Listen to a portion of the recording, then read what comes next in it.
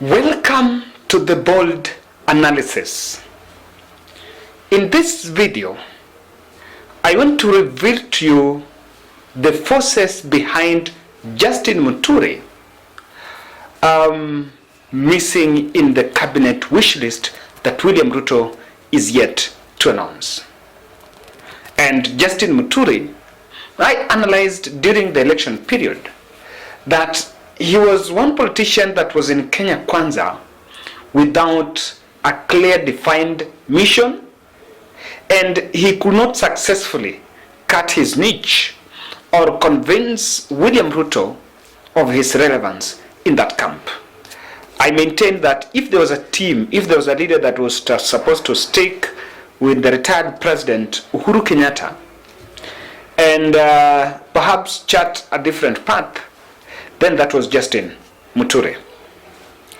There is a lobby group from Embu that came out asking William Ruto, the president, to consider nominating picking Justin Muturi for a cabinet slot.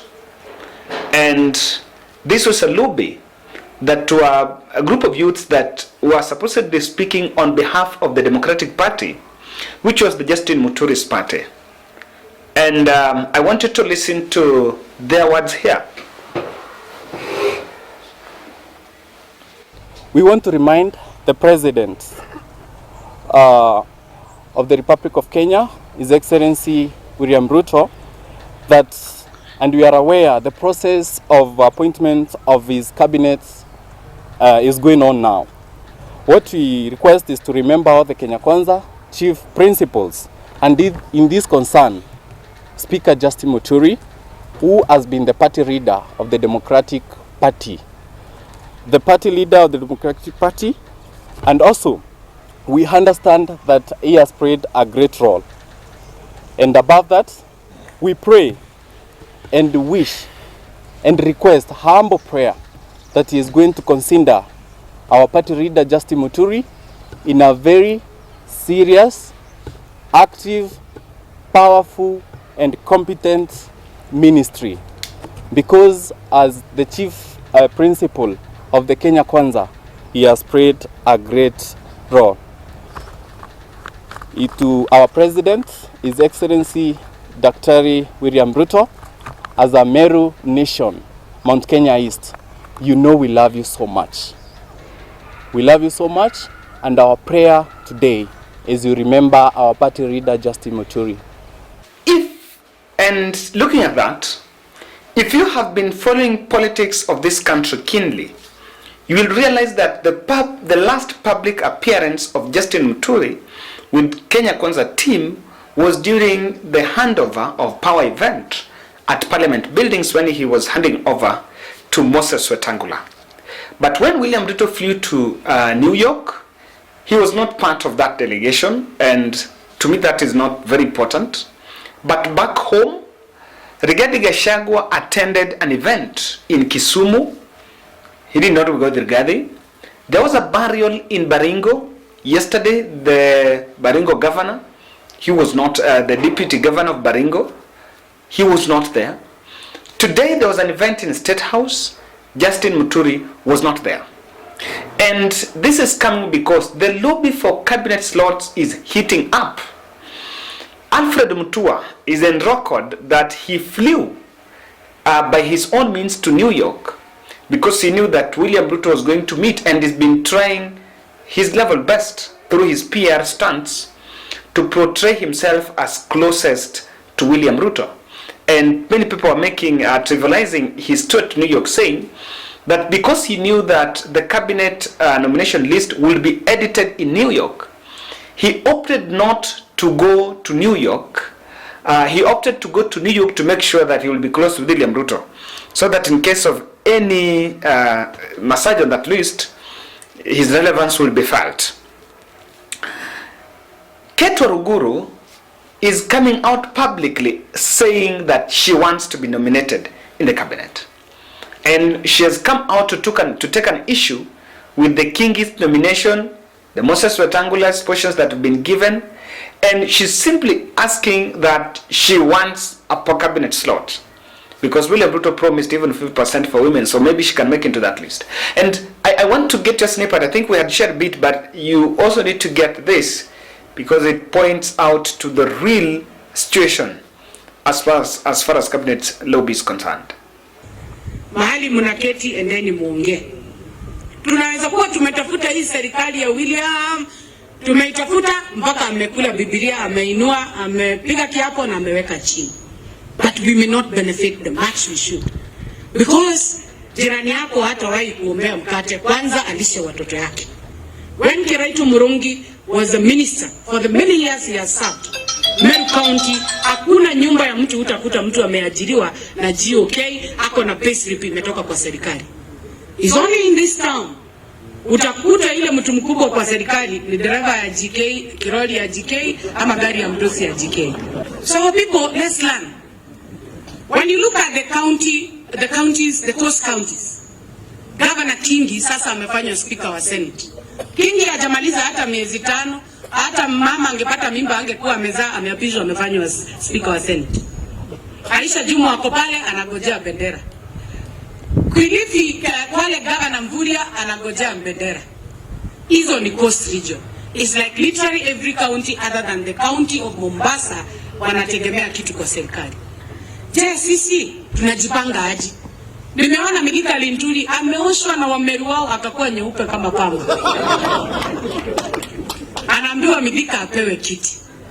Waruguru akisema William Ruto rais wetu alisema serikali yake cabinet yake itakuwa 50% wanawake, iko watu wanakasirika sana ati Waruguru anaongea. Sasa usipoongea nini utapata? Hata maombi wanasema pray and you be given. And now I'm sending my prayers to the church and the people of Nanyuki and Laikipia. Pray for us that in the cabinet list ya William Ruto, one of our sons or a daughter akuwe pale. Na mimi nikiwa pale na hii kierere yangu na maombi, mimi najua mambo itabadilika na hata sadaka na tithe itaongezeka katika makanisa zetu na maisha iendelee. Wale wanakasirika kwa siasa Waruguru wanaongea, oh, you are telling William Ruto how to work. I'm not telling William Ruto how to work. I'm simply speaking out because in politics if you don't express your interest, utawachwa tu hapo, utakuwa ule jamaa. So ladies and gentlemen, there is something that you can see. People are lobbying for the cabinet slots and the lobby is intensifying. It depends on who is perhaps holding your hand in the pursuit of the cabinet slot. I want to explain why Justin Muturi is really finding difficult to make the cut.